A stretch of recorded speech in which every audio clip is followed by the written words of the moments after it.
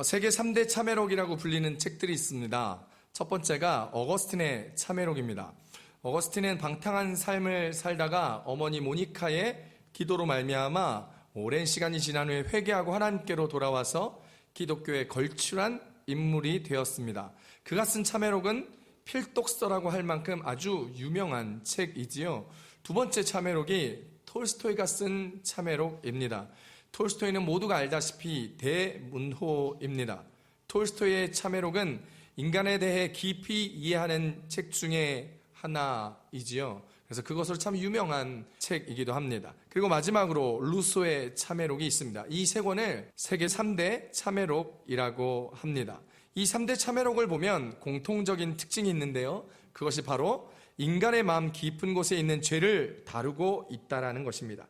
또한 참회록을 쓴 저자들은 죄의 세계에 깊이 들어가 본 사람들이다라는 것이죠. 죄를 지어서 그 세계를 깊이 경험한 사람들이었다는 것이죠. 그래서 그 죄의 경험들을 통해서 참회록을 쓰며 죄에 대하여 깊이, 인간의 내면에 대하여 깊이 다룰 수 있었습니다. 오늘 말씀의 제목이 회개하려면 다윗처럼입니다.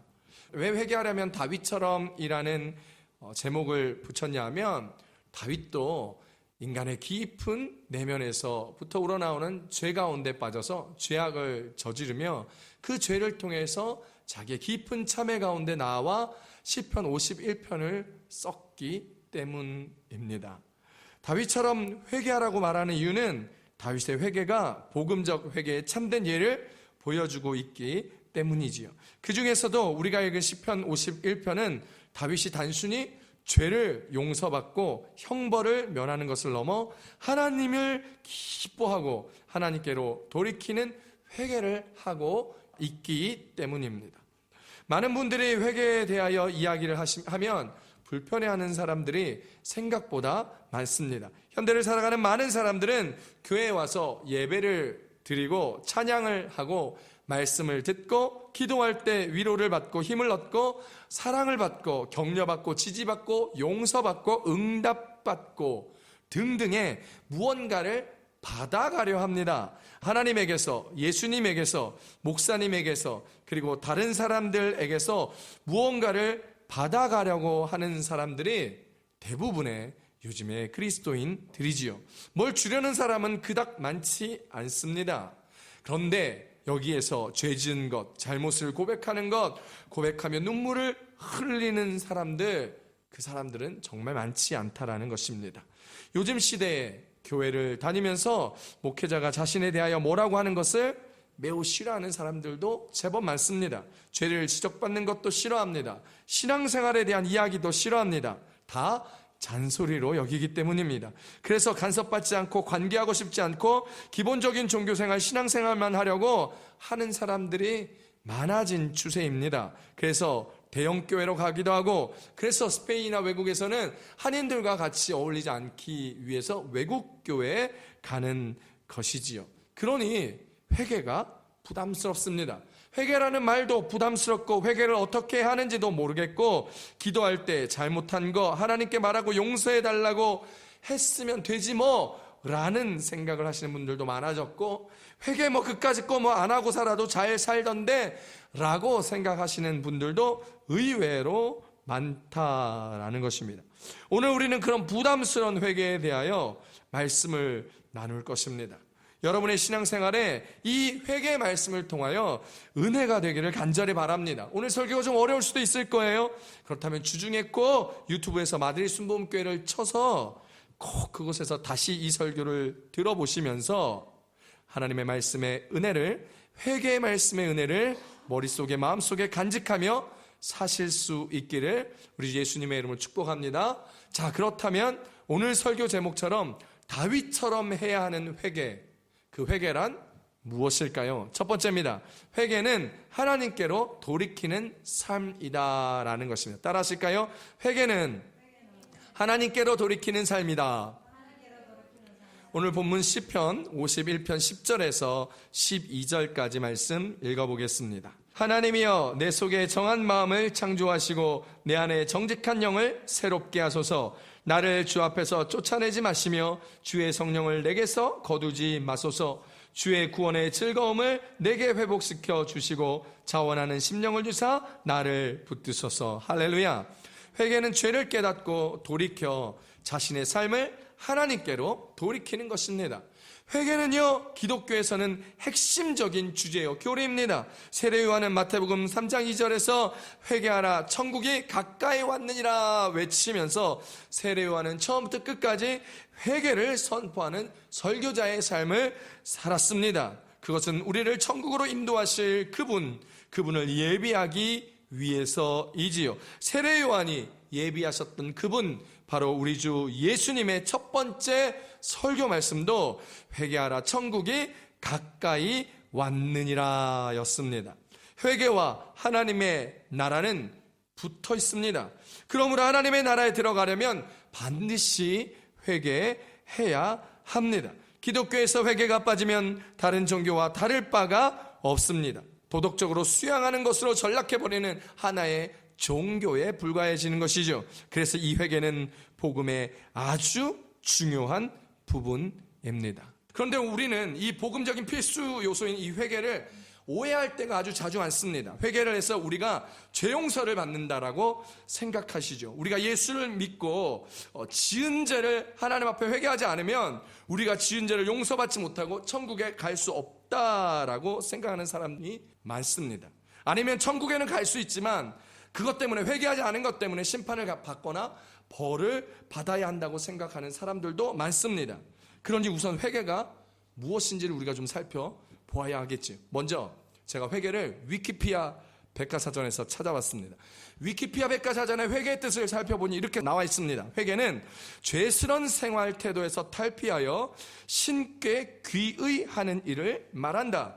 옛날에 저지른 잘못을 뉘우친 사람이 그 잘못을 고치고 되풀이하지 않으려고 노력하는 태도를 갖추는 것을 가르치는 말이다 라고 위키피아 백과사전에서 정의하고 있습니다. 그런데 제가 이 회개라는 단어를 기독교 용어 사전으로 찾아봤습니다. 기독교 용어 사전에서 찾아보니까 회개에 대하여 좀 더 정확히 얘기합니다. 뭐라고 얘기하냐면 이제까지의 잘못을 뉘우친 것과 적극적으로 선을 행하는 이중의 의미를 지닌다. 구약의 성경 용어로는 낙함, 뉘우친다라는 뜻과 슈, 돌아선다라는 뜻이 있고, 신약 성경의 용어로는 메타노이아, 마음의 변화라는 뜻과 에피스트로페, 즉 행동의 변화라는 뜻이 있다. 회개한 사람은 죄악된 삶을 벗어버리고 성령에 의한 변화된 삶을 살아가는 것이다 라고 회개에 대해서 기독교 용어 사전에 아주 정확하고 선명하고 구체적으로 이야기하고 있습니다. 중요한 설명이 있죠. 뭐라고요? 회개란 죄악의 삶에서 벗어나서 성령에 의한 변화된 삶을 사는 것이라는 것입니다. 회개에 대하여 개신교가 진지하게 고민할 때가 있었습니다. 그때가 바로 종교개혁 때였습니다. 마틴 루터가 가톨릭의 면죄부에 대하여 분노하며 99개 조의 논제를 독일의 비텐베르크 성 앞에 있는 만인성자교회 문 앞에다가 95개 논조의 반박문을 내걸면서 종교개혁이 시작되었습니다. 그런데 마틴 루터의 첫 번째 논제가 바로 이 회개에 대한 것이었다는 것이죠. 마틴 루터는 첫 번째 논조에 대한 반박에서 우리 주 예수 그리스도께서 마태복음 4장 17절에서 회개하라고 하셨을 때 이는 믿는 자의 삶 전체가 회개하는 삶이어야 한다라는 것을 말씀하셨다라는 것입니다. 우리의 생각과 조금 다르지요? 회개는 우리가 죄 지은 순간이나 그 다음에 죄를 고백하는 것이 회개이지 회개가 삶이라고 생각하지 않은 경우가 아주 많습니다. 우리는 회개와 회개 기도를 혼동하기 때문에 그런 혼동으로 잘못 쓰여지고 생각하는 경향이 많습니다. 그러나 원칙적으로 얘기하면 회개와 회개 기도는 다릅니다. 우리는 생각할 때 회개 기도하면 속죄를 이야기합니다. 우리는 자주 죄를 짓지요. 그래서 회개 기도도 자주 하지요. 우리가 지은 죄를 하나님도 용서해 주실 거야 라고 생각합니다. 그래서 기도 시간에 대충 우리가 지은 죄를 다 낱낱이 고백하지도 않고 회개 기도할 때가 많습니다. 왜요?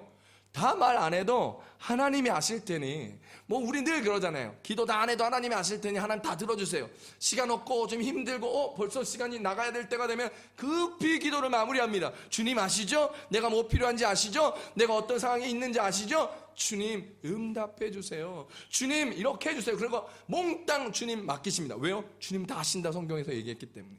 회개 기도할 때도 마찬가지예요. 회개 기도할 때도 낱낱이 나의 죄성을 고백하지 않아도 주님 아시죠? 내가 잘못한 거 아시죠? 그럼 용서해 주세요 라고 대충 죄를 고백하고 용서해 달라고 기도한 후에 우리의 죄책감에서 우리는 금방 자유해집니다. 그리고 얼마 안 가서 또 같은 죄를 짓고 또 싸우고 음란하고 간음하고 분쟁을 일으키고 악을 행하는 삶을 살아갈 때가 정말 많습니다. 처음에 죄를 짓고는 처음에 많은 눈물을 흘리죠. 가슴 절절히 회개하면서 처음 회개할 때는 막 기도 시간이 부족할 정도 그럴 때도 있었지만 시간이 지나면서 죄를 고백하는 횟수도 줄어들고 동시에 우리의 죄 고백이 형식적인 죄 고백이 되어버린다는 것입니다. 많은 사람들이 죄를 지으면 가장 먼저 무슨 문제가 생기냐면 하나님과의 관계가 멀어집니다. 죄가 하나님과 우리의 사이를 갈라놓기 때문이죠. 이사야서 59장 1절에서 2절까지 우리의 죄의 모습을 이렇게 얘기합니다. 여호와의 손이 짧아 구원하지도 못하심도 아니요 귀가 둔하여 듣지 못하심도 아니라 오직 너희 죄악이 너희와 너희 하나님 사이를 갈라놓았고 너희 죄가 그의 얼굴을 가리어서 너희에게서 듣지 않으시게 함이니라 라고 얘기합니다. 자, 오늘 우리가 죄를 지었을 때 겪는 그 고통이 뭐예요? 하나님과 우리의 관계가 멀어지는 거예요. 우리의 사이를 갈라놓아서. 그래서 우리가 기도해도 하나님이 응답하시지 않는 것처럼 느껴지고 그것으로 말미암아 많은 부담감을 느껴 기도하는 것도 주저하게 되고 기도하는 시간도 적어지고 점점 예배하는 시간, 기도하시는 시간, 하나님을 만나는 시간들이 줄어들게 됩니다. 오늘 우리가 읽은 본문 시편 51편에서 주인공 다윗이 바로 지금 이사야서가 얘기하고 있는 59장 1절에서 2절의 상태였다라는 거예요. 죄로 인하여 하나님과 멀어진 상태, 그의 기도를 하나님께서 듣지 않는 상태, 그 상태가 바로 지금 시편 51편을 고백하고 있는 다윗의 상태입니다. 시편 51편은 다윗이 우리아의 아내 밧세바를 범하여 동침한 사건입니다. 깔끔하게 한 번의 외도로 딱 마무리하고 마치려고 했는데 생각하지도 못했던 일이 일어난 것입니다. 밧세바가 단 한 번의 동침으로 임신을 하게 된 겁니다. 사무엘하 11장 4절에서 5절입니다. 다윗이 전령을 보내어 그 여자를 자기에게로 데려오게 하고 그 여자가 그 부정함을 깨끗하게 하였으므로 더불어 동침함에 그 여자가 자기 집으로 돌아가니라. 그 여인이 임신함에 사람을 보내 다윗에게 말하여 이르되 내가 임신하였나이다 하니라. 다윗이 단 한 번의 외도로 자신의 성적인 충족함을 채우고 끝내려고 했는데 웬일이에요? 한 방에 하나님이 끝내도록 놔두시지 않았어요. 임신을 하게 된 겁니다. 머리가 복잡하게 된 거였어요. 무소불위의 권력을 가진 그가 무언가를 이제 해야 될 때가 되었습니다. 다윗은 하나님 앞에 민감하지 못했기 때문에 욕망의 눈이 멀어 마음이 굳어진 상태였던 것이죠. 그래서 자기 충신의 아내와 잠자리를 하게 된 것이고, 그리고 임신이 되었을 때 그는 복잡해진 심경을 자기의 권력으로 해결하려 하였습니다. 이 임신의 사실이 알려지지 않게 하려고 완전 범죄를 꾸미려고 했지만 뜻대로 되지 않았습니다. 그래서 결국 증거를 인멸하기 위해서 자신의 충신이었던 우리아를 전장에 내보내어 죽게 만듭니다. 이제 우리아도 죽었으니 밧세바를 아내로 맞이하고 임신한 아이를 낳았습니다. 다윗이 성범죄를 저지르고 아이가 태어난 뒤 나단이 다윗을 찾아왔기 때문에 다윗이 성범죄를 저지른 지 약 1년 정도가 지난 것입니다. 1년이 지난 뒤에 선지자 나단이 다윗이 밧세바와의 간음의 행위를 질책하고 있는 사건이지요. 자, 생각해 봅시다. 다윗이요, 성범죄를 저지르고 나서, 살인교사죄를 저지르고 나서 모든 것이 안 들키고 1년 동안 잘 지냈습니다. 그동안 다윗은 어떤 상태였을까요?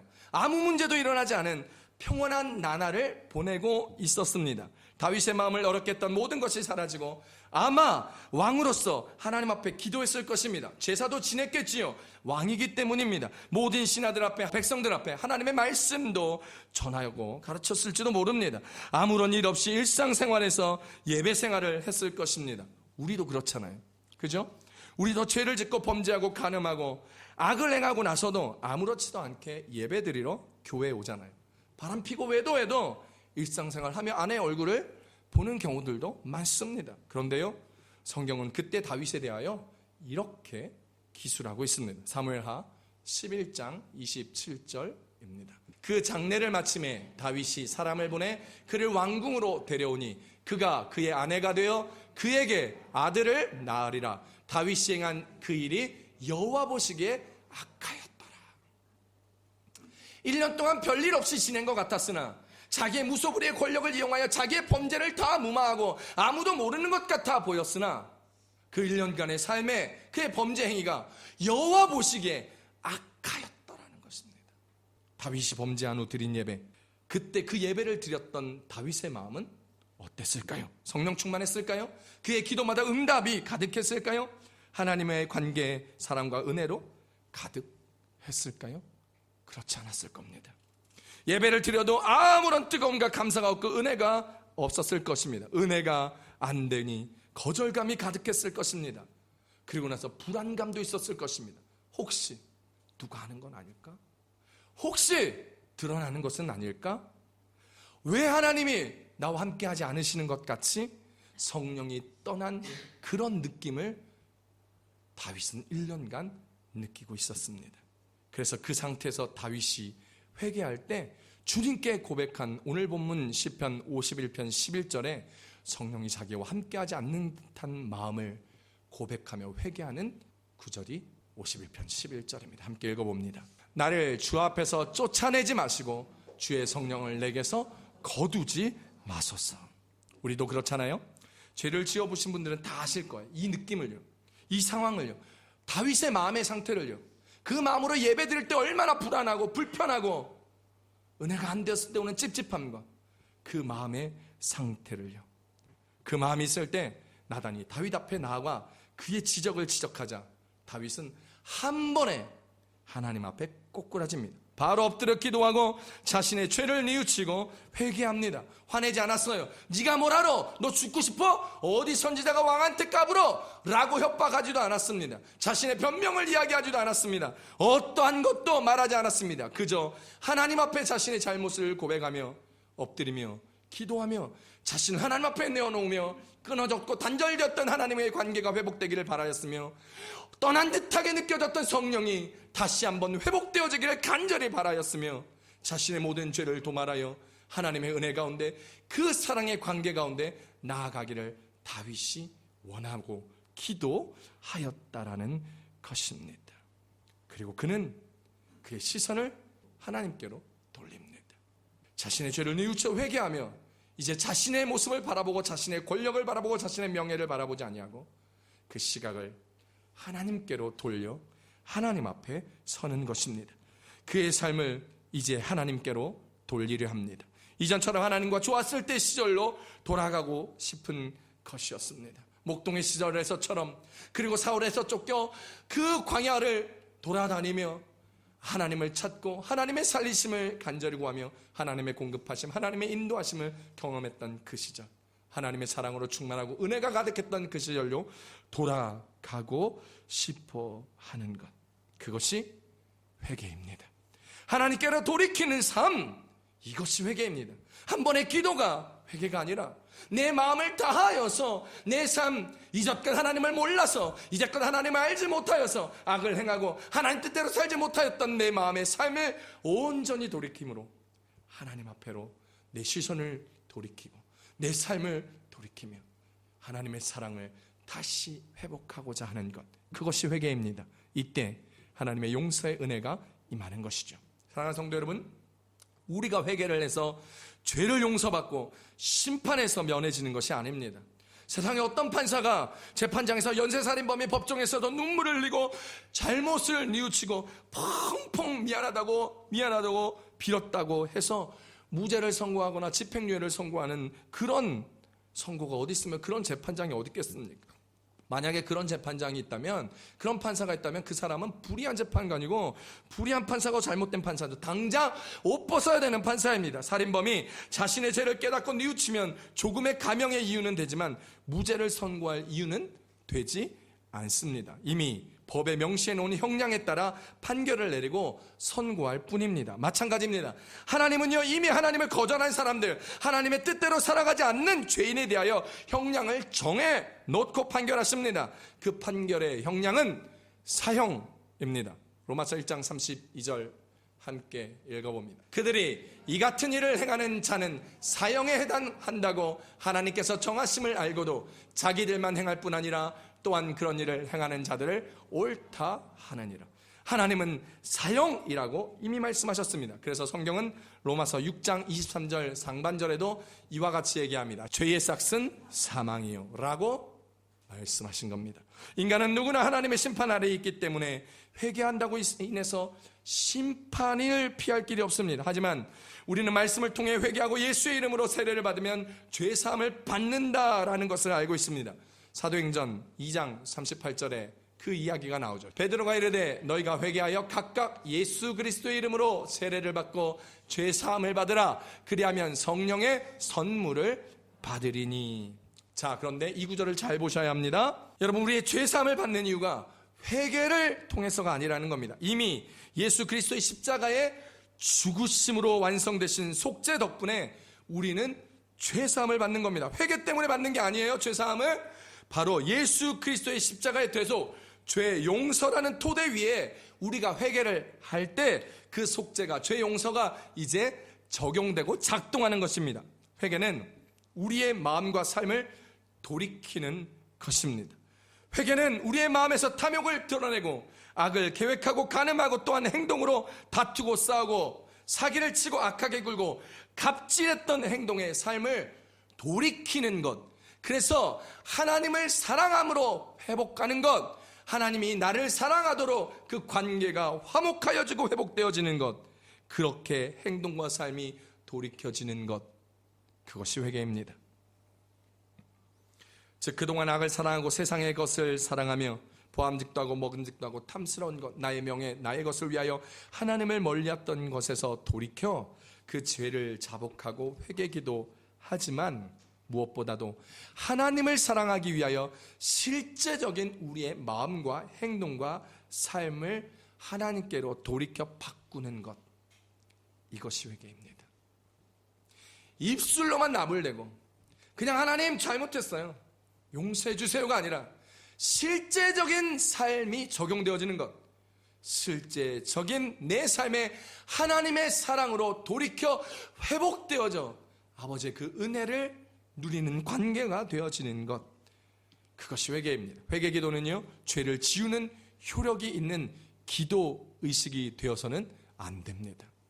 실제로 하나님 앞에서 우리의 죄를 무효로 만드는 것은 그리스도의 십자가밖에는 아무것도 없습니다. 우리의 회개 기도가 하나님 앞에서 우리의 죄를 무효로 만들지 않습니다. 우리는 그 십자가의 공로로 날마다 회개할 수 있는 은혜를 얻어 회개 기도하며 회개 자리에 나감으로 우리는 그리스도의 되속을 경험하게 되고 죄 용서를 받게 되고 천국을 소유한 주의 백성이 되는 것입니다. 이미 예수님께서 십자가의 공로로 인하여 하나님께서는 우리의 죄를 용서해 주셨습니다. 용서를 안 해줄 수가 없어요. 왜냐하면 이미 예수님이 다 대속을 했기 때문에, 이미 우리가 그 대속을 얻고 회개하여 그것을 받아들인다면 예수님은 반드시 우리가 마음에 들지 않아도 우리의 죄를 용서해 주셔야만 합니다. 우리가 회개할 때 용서하지 않으시면 그분이 불의한 분이 되기 때문입니다. 우리가 십자가의 공로를 의지하여 회개한다면 하나님은 반드시 우리의 회개를 받으시고 우리를 용서하시고 다시 관계를 회복하여 주시고 우리를 사랑해 줄 수밖에 없는 구조이시며 그런 분이시라는 것입니다. 징계를 멈추시고 하나님의 영광을 경험하게 해 주시는 분이 바로 우리 하나님이십니다. 그때 우리는 다시 구원의 확신을 가지며 하나님의 사랑을 누리게 되며 예배와 말씀과 기도 가운데 하나님을 만나게 됩니다. 여러분 반드시 기억하십시오. 죄 용서의 확신은 그리스도의 십자가 공로에서 오는 것이지 우리의 회개라는 우리의 행위를 통해서 얻어지는 것이 아니라는 사실을 기억하셔야 합니다. 그러므로 회개는 하나님께로 돌아가는 삶입니다. 그러므로 회개는 하나님의 사랑으로 풍성하여지고 회복되어지는 삶입니다. 회개 기도를 통한 재고백이 그 방법이라는 것이죠. 그리스도인은 회개를 멈출 때에 타락이 시작됩니다. 그러므로 우리는 평생토록 날마다 회개하며 하나님께로 가까이 가는 삶을 멈추지 않으셔야 합니다. 이 회개를 정말 잘한 사람이 다윗입니다. 자신의 죄의 자리에서 회개하며 하나님께로 시선을 돌리며 삶을 돌이켜 하나님께로 돌아가는 변화를 누리며 살아간 사람이 바로 다윗입니다. 그래서 오늘 우리가 다윗처럼 회개를 잘하자는 의미에서 제가 오늘 설교의 제목을 이렇게 만드는 것입니다. 회개를 하려면 다윗처럼 말입니다. 이제 다음 주에 다윗처럼 회개하려면 어떤 프로세스를 거쳐야 되는지 시편 51편에 대해서 조금 더 나눌 것입니다. 이제 다윗의 신경은 온통 하나님께만 가 있었습니다. 그동안 1년 동안 곤고하고 불안했고 힘들었고 불편했던 예배의 마음이 삶의 마음의 모습들이 그의 삶의 고백들이 이제는 하나님께만 맞춰지는 시간이 되어지는 것입니다. 이제 다윗의 시선이 자신에게서 하나님께로 옮겨갑니다. 시편 51편 4절이지요. 내가 주께만 범죄하여 주의 목전에 악을 행하였사오니 주께서 말씀하실 때에 의로우시다 하고 주께서 심판하실 때에 순전하시다 하리이다. 하나님께 범죄하였다라는 거예요. 하나님의 목전에 악을 행하였다는 거예요. 그래서 주께서 말씀하시다면 주님 의로우십니다라고 자기가 고백하겠다는 거예요. 주님께서 자기를 심판하실 때 주님은 순전하시다라고 고백하겠다라는 것입니다. 사울의 경우를 보면요, 사울은 사무엘이 사울의 죄를 지적하자 변명하기에 급급했었습니다.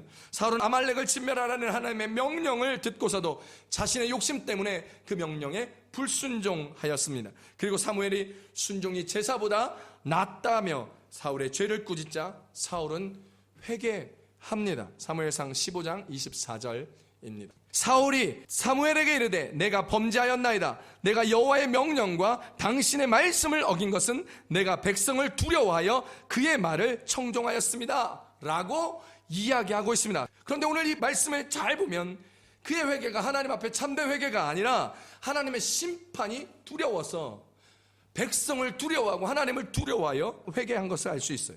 그것이 25절에 나옵니다. 청하오니 지금 내 죄를 사하고 나와 함께 돌아가사 나로 하여금 여호와께 경배하게 하소서 하니, 여기를 잘 보면 다윗의 회개 고백과 좀 다르죠. 여기서 이야기하는 여호와께 경배하자는 것, 그것은요 승전 감사 예배를 드리러 가자는 것입니다. 전쟁에 나가서 승리하였는데 여기서 승전 감사 예배를 드리지 않으면 백성들 앞에서 자기의 명예를 드높일 기회를 잃어버리는 것입니다. 그리고 사무엘 선지자가 제사를 지내주지 않으면 백성들 앞에서 자신이 왕된 명예가 실추되기 때문에 일단 사무엘에게 내가 잘못했다, 그러니 일단 가서 감사 예배, 승전 감사 예배부터 드려달라는 것입니다.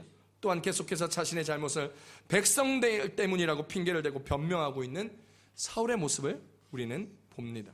사울은요 사무엘에게 계속된 변명과 핑계를 대며 진정한 회개를 하고 있지 않자 사무엘은 하나님의 심판을 선언합니다. 그러자 사울이 이렇게 얘기합니다. 사무엘상 15장 30절입니다. 시작. 사울이 이르되 내가 범죄하였을지라도 이제 청하옵나니 내 백성의 장로들 앞과 이스라엘 앞에서 나를 높이사 나와 함께 돌아가서 내가 당신의 하나님 여호와께 경배하게 하소서 하더라 라고 얘기합니다. 자, 이 성경 구절을 보십시오. 뭐가 보입니까? 하나님이 아니고요 나가 보입니다. 맞습니다. 사울이 말하는 내가, 나를, 나와, 내가 이런 말이 계속 나옵니다. 보이십니까? 찾으셨어요? 여러분, 지금 사울의 눈에는 온통 자기밖에 안 보입니다. 자기 생각밖에 안 보여요. 하나님은 안 보입니다. 백성 앞에서, 장로 앞에서 높임받아야 하는 자신의 처지 때문에 자신에 대한 이야기를 합니다. 사무엘에게는 자신의 명예와 안위가 바로 여호와 하나님보다 높은 자신의 우상이었기 때문입니다. 이건 회개가 아닙니다. 지금의 제일 문제를 땜빵식으로 회개하는, 눈 가리고 아웅하는 식의 제스처에 불과하다는 것입니다. 하나님의 형벌이나 사람들의 평판, 그리고 이목이 두려워하는 회개는 진정한 회개가 아닙니다. 이러한 회개로는 우리의 마음과 삶을 하나님께로 돌이킬 수가 없습니다. 이런 회개를 하는 사람들은 얼마 못 가 똑같은 죄와 범죄와 실수를 또 하게 됩니다. 다윗도 처음에는 자기만 보았습니다. 그러나 시편 51편에서는 하나님만 보고 있습니다. 하나님 밖에는 다윗의 눈에 보이는 것이 아무것도 없습니다. 우리의 눈에도 내가 아니라 하나님만 보이는 회개를 통하여 하나님의 은혜가, 하나님의 사랑이, 하나님의 계획이 소망으로 넘쳐나시기를 우리 예수님의 이름으로 축복합니다. 사랑하는 성도 여러분, 오늘 하나님은요 우리를 너무나도 사랑하셔서 죄에서 떠나 돌이켜 하나님에게로 돌아오라고 강력하게 말씀하십니다.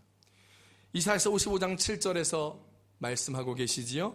악인은 그의 길을, 불의한 자는 그의 생각을 버리고 여호와께로 돌아오라. 그리하면 그가 긍휼히 여기시리라. 우리 하나님께서 돌아오라. 그가 너그럽게 용서하시리라 라고 얘기합니다. 하나님은 우리를 너무 사랑하셔서 죄에서 떠난 우리에게 그 사랑을 다시 회복하고자 하는 마음으로 우리에게 돌아오라고 하는 거예요. 우리를 너그럽게 용서하시겠다고 얘기하며 헤세드를 허락하십니다. 회개는 괴롭고 고통스러운 것이 아닙니다. 회개는 죄에 빼앗겼던 우리의 마음을 하나님으로 돌리며 하나님을 다시 사랑하고 하나님과 화해하며 하나님과 함께 기쁘고 즐거운 삶을 살아가기 위하여 하는 것이 회개라는 사실을 오늘 여러분의 삶에 기억되기를 우리 주 예수님의 이름으로 축복합니다. 회개는 고난이 아니에요. 회개는 나의 어려운 마음을 쥐어짜는 것이 아니에요. 회개는 관계의 회복, 사랑의 회복, 기뻐함의 회복, 즐거운 하나님과의 시간의 회복이라는 사실을 기억하시고, 오늘 하나님은 간절히 우리에게 회개를 요구하시는 그 이유를 아시며 우리를 사랑하셔서 우리와 즐겁게 지내려고 하는, 그래서 우리에게 회개하려고 하시는 그 하나님의 마음을 알 수 있기를 축복합니다. 요에서 2장 12절에서 이야기합니다. 여호와의 말씀에 너희는 이제라도 금식하고 울며 애통하고 마음을 다하여 내게로 돌아오라 하셨나니, 하나님이 아닌 다른 것들을 사랑했던 그것이 죄입니다. 하나님을 사랑하지 못하고 보암직도 하고 탐스럽고 너무너무 좋은 것들, 명예롭고 성공적인 것들, 그런 것들을 사랑했던 우리의 죄를 다 내려놓고 회개하며 하나님을 사랑하는 우리 교회 성도님들이 되시기를 축복합니다. 여러분, 지금 생각나는 모든 죄를 내려놓고 하나님께로 돌이키십시오. 나중으로 미루지 마시고 지금 하나님의 사랑 안에 들어가는, 하나님의 사랑을 나중에 갈게요가 아니라 지금 그 사랑으로 들어가는 우리 교회 성도님들 되시기를 축복합니다. 우리 이 시간에 한번 찬양 한번 고백했으면 좋겠어요.